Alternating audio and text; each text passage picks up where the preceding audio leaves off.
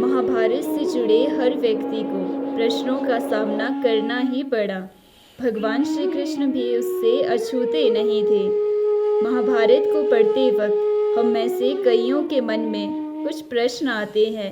ऐसे ही कुछ प्रश्न उद्धव जी ने भी श्री कृष्ण से पूछे थे और उन प्रश्नों के भगवान श्री कृष्ण ने इतने सुंदर और सटीक उत्तर दिए कि उद्धव जी की सारी शंकाएं ही मिट गई।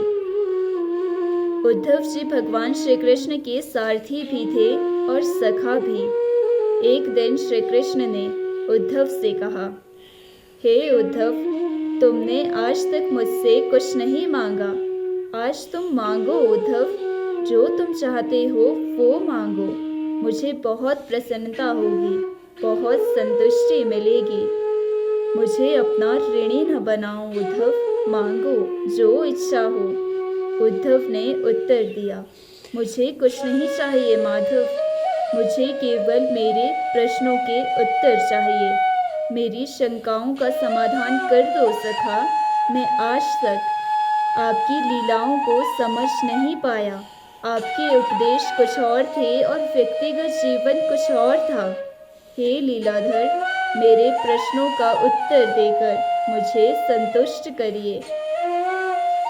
श्री कृष्ण ने कहा, पूछो उद्धव, जो भी प्रश्न तुम्हारे मन में है वो पूछो। उद्धव का पहला प्रश्न था, हे माधव, सच्चा मित्र कौन होता है? श्री कृष्ण ने उत्तर दिया, सच्चा मित्र वो होता है जो आवश्यकता पड़ने पर बिना मांगे ही अपने मित्र की सहायता करे।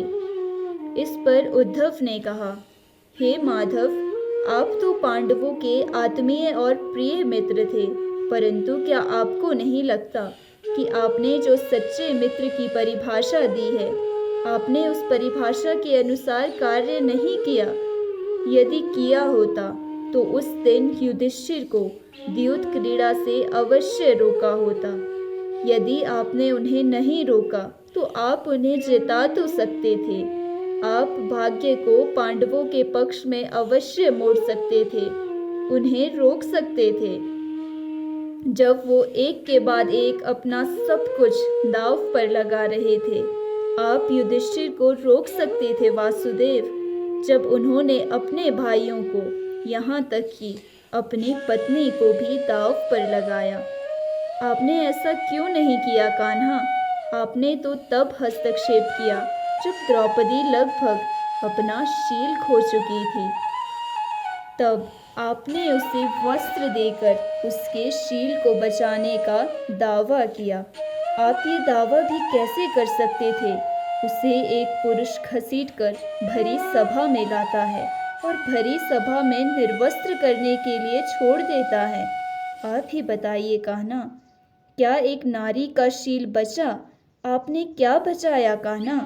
अगर आपने संकट के समय अपनों की मदद नहीं की तो आपको आपात बांधव कैसे कहा जा सकता है?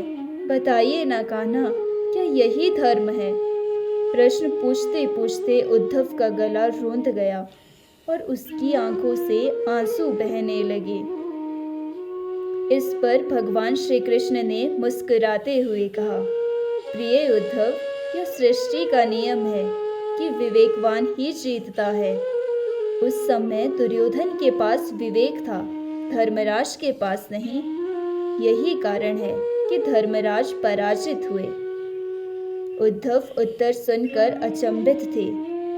श्री कृष्ण ने आगे कहा, दुर्योधन के पास द्यूत क्रीड़ा के लिए धन तो बहुत था, परंतु उसे पासों का ज्ञान नहीं था, इसलिए उसने अपनी ओर से मामा शकुनी को खिलाया। धर्मराज भी यही कर सकते थे, फिर मैं उनकी तरफ से खेलता। जरा विचार करो उद्धव, यदि शकुनी और मैं खेलते तो कौन जीतता? पासों के अंक शकुनी के अनुसार आते या मेरे अनुसार? चलो इस बात को भी जाने दो, उन्होंने खेल में मुझे शामिल नहीं किया। इस बात के लिए उन्हें माफ़ किया जा सकता है, परंतु उन्होंने विवेक शून्यता के कारण एक बहुत बड़ी गलती की। उन्होंने मुझसे प्रार्थना की, कि मैं तब तक सभा कक्ष में ना आऊं जब तक मुझे बुलाया ना जाए। वो नहीं चाहते थे मुझे मालूम पड़े कि वो जुआ खेल रहे हैं। मैं कक्ष के बाहर प्रतीक्षा करता रहा, परंतु किसी ने मुझे नहीं बुलाया। भीम, अर्जुन, नकुल, सहदेव सबके सब भाग्य और दुर्योधन को कोसते रहे, किसी को भी मेरी याद नहीं आई। और जब दुशासन द्रौपदी को बाल से पकड़कर घसीटता हुआ भरी सभा में लाया, द्रौपदी भी अपने सामर्थ्य के अनुसार जूझती रही। उसने भी मुझे नहीं पुकारा।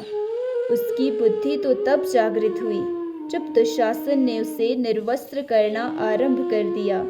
तब उसने हरि हरि अभ्यम कृष्णा अभ्यम की गुहार लगाई, पर तत्क्षण मैं वहां पहुंच गया।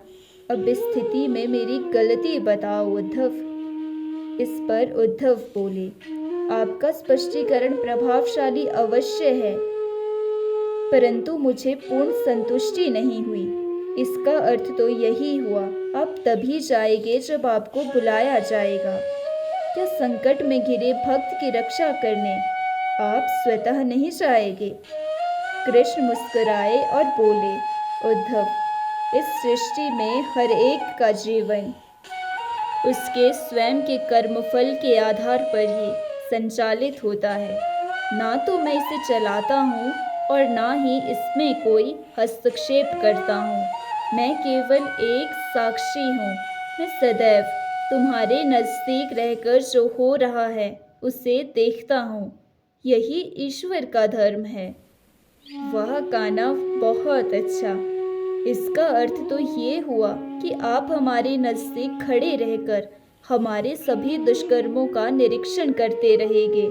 हम पाप पर पाप करते रहेंगे और आप हमें साक्षी बनकर देखते रहेंगे। आप क्या चाहते हैं कि हम भूल करते रहे, पाप की गठरी बांधते रहे और उसका फल भुगतते रहे? उद्धव के वाक्य उलाहना से भरे थे। भगवान श्री कृष्ण फिर मुस्कुराए और कहा, हे उद्धव, तुम शब्दों के गहरे अर्थ को समझो।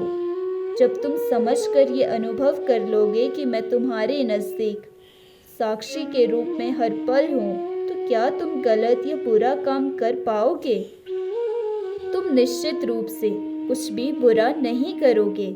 जब तुम ये भूल जाते हो और समझने लगते हो कि मुझसे छुपकर तुम कुछ भी कर सकते हो, तभी तुम मुसीबत में फंसते हो और तभी तुम दुष्कर्म करते हो। यदि मनुष्य ये समझ जाए कि मैं सदैव प्रत्येक व्यक्ति के साथ साक्षी के रूप में उपस्थित हूँ, तो क्या मनुष्य कोई भूल कर सकता है? कदापि नहीं उद्धव, कदापि नहीं। उद्धव जी को अब अपने सारे प्रश्नों के उत्तर मिल गए और उनकी सारी शंकाओं का समाधान हो गया। फिर मिलती हूँ अपनी अगली वीडियो के साथ। तब तक के लिए अपना ख्याल रखना।